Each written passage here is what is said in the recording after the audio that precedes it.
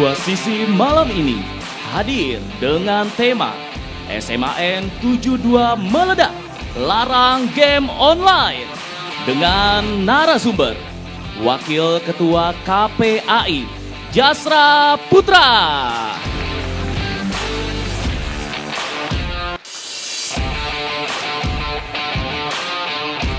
anggota Komisi 1 DPR RI Oleh Soleh,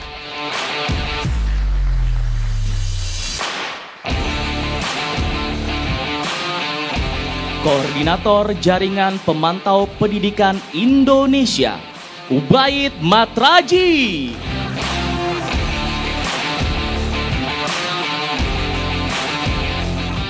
Gamers Eric Daniel,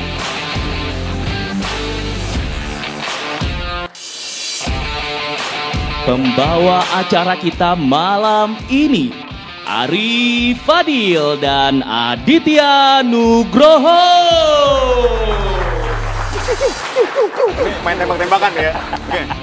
Langsung aja kita sapa pemirsa dulu. Assalamualaikum warahmatullahi wabarakatuh. Anda kembali menyaksikan program Kebanggaan Anda Dua Sisi dengan dua host kesayangan Anda tentunya, Aditya Nugroho dan Arif Fadil. Oh, sebelum dimulai ya. Ya. Coba kita perhatikan dulu ya audiens nih. Baik. Mereka konsentrasi menyimak program Dua Sisi. Betul. Tapi sebelumnya saya memperhatikan beberapa di antara mereka juga ada yang menggunakan gadgetnya, Kalau gadgetnya dipergunakan bentuknya begini, saya masih positif itu chatting. Oke. Tapi kalau udah begini, waduh, ngeri saya. Kenapa? Kenapa? Berangkat dari peristiwa ledakan di SMA Negeri 72, ya. Kita ketahui bersama Polda Metro Jaya sudah mengeluarkan rilisnya ya. Dan ini murni memang ada unsur kekerasan yang diperoleh dari anak yang berhadapan, istilahnya gitu ya, dengan hukum. Diperolehnya ini dari media sosial dan juga game online yang bernuansa kekerasan. Ya, dan bahkan ini disambut atau direspon cepat oleh pemerintah yang mungkin dalam waktu dekat ini akan melakukan pembatasan nih teman-teman dan juga pemirsa ya terhadap kekerasan-kekerasan yang ada di game online ya, karena ini cukup mengkhawatirkan, bisa merusak psikologis anak, khawatirnya juga menginspirasi anak-anak. Baik. Tapi kok ya kalau saya ngelihat itu apakah sepenuhnya memang karena kesalahannya ada di game online tadi, Vi? Nah, ini kan yang juga jadi pertanyaan. Menurut Anda? Nah, karena itu tadi, ketika kita berbicara tidak hanya satu faktor kan. Sebetulnya banyak faktor. Ada faktor psikologis, ada faktor misalnya dia pribadi yang tertutup, tidak banyak bergaul, dan seterusnya. Tapi kita abaikan itu. Kita fokus ke masalah game online. Ketika satu game online misalnya dibatasi, apakah game online lain ini tidak akan diblokir? Atau tidak akan misalnya bermunculan lagi? Karena menurut saya yang harus dibatasi itu justru pengawasannya, Vi. Gitu nah, ya? kita masuk ke ranah pengawasan. Tapi sebenarnya, Vi, bahkan game online ini menghasilkan pendapatan yang besar untuk negara. Perputaran sampai 40 triliun. Ini serius? Nah, yakin nih mau dibatasin? 40 triliun? Betul. Wah, bisa buat bayar utang ya? Terutama utang infrastruktur transportasi. Oh enggak ya? Kok jadi ke situ? Enggak ya? Oh enggak. Oke. Nah, kita akan bahas malam ini, Vi. Oke, kita bahas malam ini. Langsung saja ya. Saya ingin mengundang, ini dari kubu saya ada Bang Jasra. Baik, di kubu saya ada Bang Ubaid. Kami persilakan Bang Ubaid. Jasra, apa kabar? Mas Ubaid, apa kabar Bang Ubaid? Sehat Bang Ubaid. Bang Jasra sehat? Saya pikir tadi cuan gede kayak gitu 40 triliun bisa dipakai buat bantu-bantu negara loh ya kan. Bayar utang itu misalnya. Enggak, kita nggak bahas itu malam ini. Bahas itu. Saya ingin langsung ke Mas Ubaid nih. Mas Ubaid setuju bila mana game-game yang bernuansa kekerasan loh ya. Ya. Pemerintah kan sudah mengatakan itu nih. Sebutlah beberapa merek-merek di antaranya gitu. Ini akan dibatasi. Iya, jadi kalau masalah ini gini Bang. Jadi seringkali pemerintah melakukan apa yang disebut sebagai oversimplification. Ya. Overreactive gitu? Terlalu menyederhanakan masalah. Oh iya? Jadi apakah betul kejadian di Seman 72 itu gara-gara game online saja? Saya tanya dulu sebelum terlalu jauh analisa Anda. Anda percaya dengan hukum di negeri ini terutama yang disampaikan oleh Polda Metro Jaya beberapa waktu lalu? Iya, tetapi saya ingin katakan itu bukan satu-satunya penyebab. Dia tidak berdiri sendiri maksudnya gitu? Tidak berdiri sendiri. Ada banyak dan sangat kompleks. Tapi kemudian presiden hanya respon soal game, lalu kemudian Komdigi dan lain-lain sibuk dengan urusan game, ya jelas tidak menyelesaikan masalah karena masalahnya adalah kompleks. Setahu saya presiden kita tuh sayang sekali dengan anak-anak loh. Iya, karena itu maka harus jelas. Jadi solusinya harus komprehensif, jangan hanya soal pembatasan game. Jadi nggak tepat menurut Anda? Kurang tepat. Kalau hanya soal game yang dibahas. Meskipun game yang itu, dibatasi. Meskipun contoh game misalnya, itu cukup contoh menakutkan, misalnya. Mas. Misalnya game itu cukup menakutkan. Tembak-tembakan, membunuh, dan tapi presiden juga harus tahu, pemerintah juga harus tahu bahwa pelarangan game itu sudah ada sejak lama. Ya, periode lalu Kemenkominfo misalnya sudah ada peraturan larangan game. Ya. Tapi hari ini kejadian lagi. Ya, peraturan pelarangan itu sudah ada, tapi berjalan nggak pertanyaannya? Ya kan nggak jalan.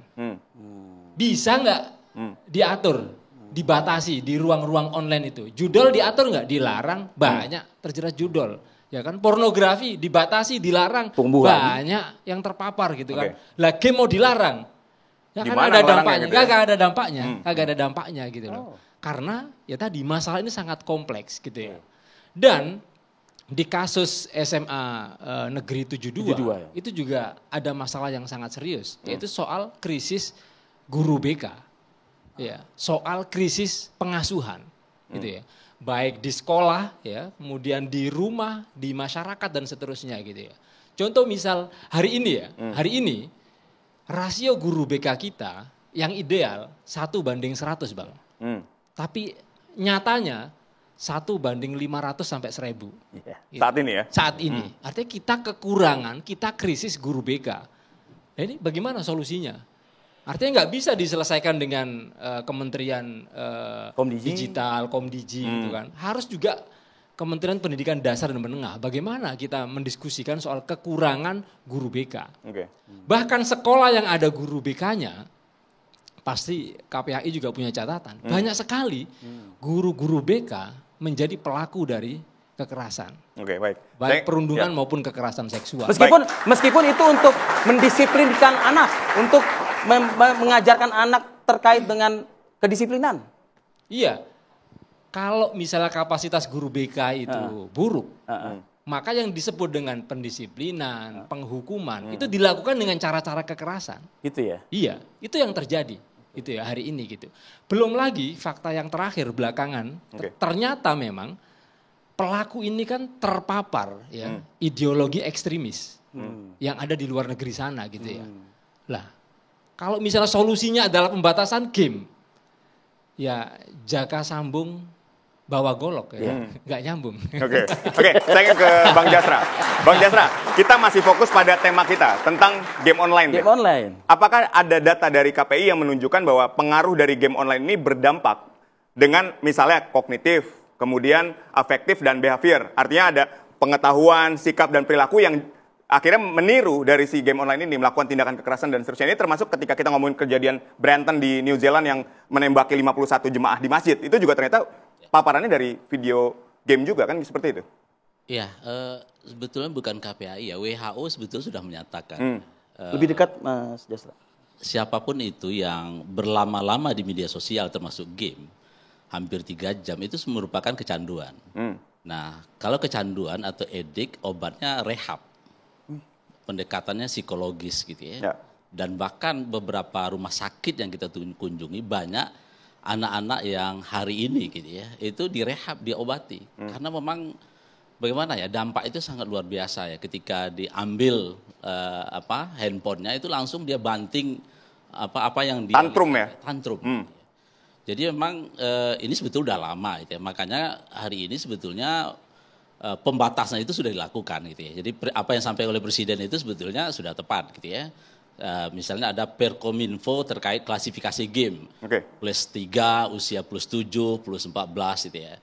Nah, namun pertanyaan kita bagaimana mekanisme di media platformnya yang harus ada gitu ya. Nah, saya kira ini kan butuh pengawasan gitu ya. Nah, oleh sebab itu kita tentu setuju ya terkait pembatasan ini karena memang dampaknya sangat luar biasa.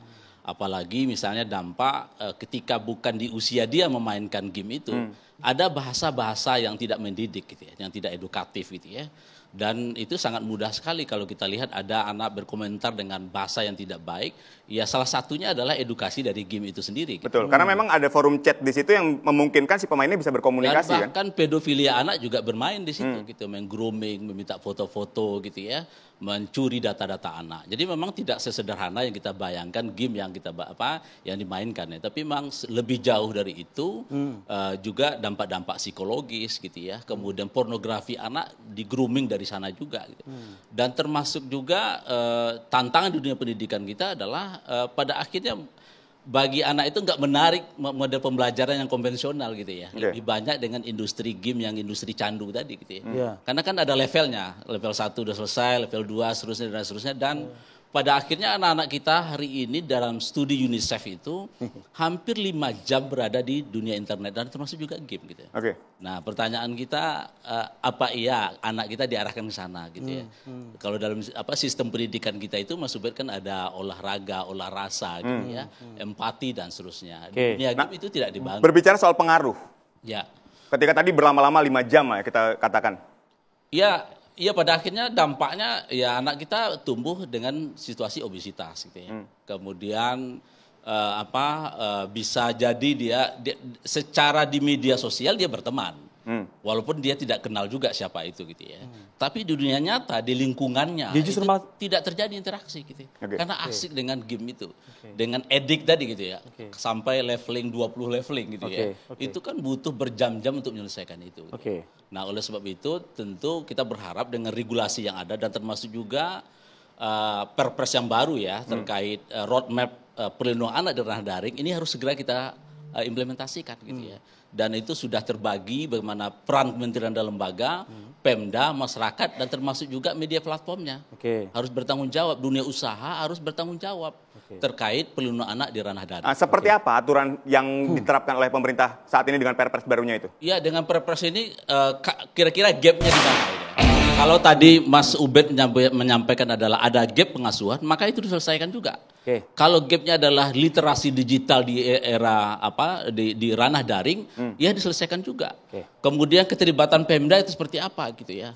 Ya karena jangan sampai nanti perpres ini tidak dirasakan oleh anak-anak kita. Gitu. Saya kira ini benar-benar segera diterapkan. Apa yang disampaikan oleh Presiden itu memperkuat itu. Apalagi pemerintah pusat sudah concern sekali ya begitu ya.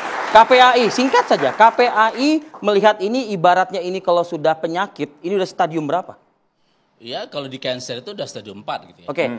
Saya kembali ke Mas Ubed. Mas Ubed, Anda akan tawar-menawar Mas Ubed dengan kondisi yang sudah stadium 4 seperti ini? Jadi semua sepakat bahwa game yang mengandung kekerasan, kecanduan game itu adalah sesuatu yang nggak baik dan harus dilarang. Itu kita sepakat. Tetapi kalau misalnya dijadikan satu-satunya solusi itu yang bermasalah. Karena ini masalah banyak. Ruang lingkupnya banyak. Iya, pemicunya banyak. Maka kalau ada kasus ya, perundungan ya, itu pasti apa penyebabnya itu banyak. Jadi jangan jadikan game itu sebagai satu-satunya biang kerok. Tapi kan game itu kan sarana awal lah gitu ya mungkin ya Mas Jastra ya. Sarana awal, pintu masuknya kan begitu kan. Iya, ini kan istilahnya industri candu. Jadi ketika dosisnya dikasih masih kurang. Ini kayak narkotika gitu loh Mas Ubed. Iya. Dan itu ya kita faktanya begitu ketika level 1 nggak selesai langsung berikutnya dan ada juga top up-nya juga gitu ya. Iya, jadi memang industri ini sengaja untuk berlama-lama anak-anak kita gitu ya. Memang ada hal-hal yang positif, makanya kan ada klasifikasi tadi gitu ya. Yang saya kira ini harus dilakukan pembatasan tadi gitu saya kira. Lanjut yang dia.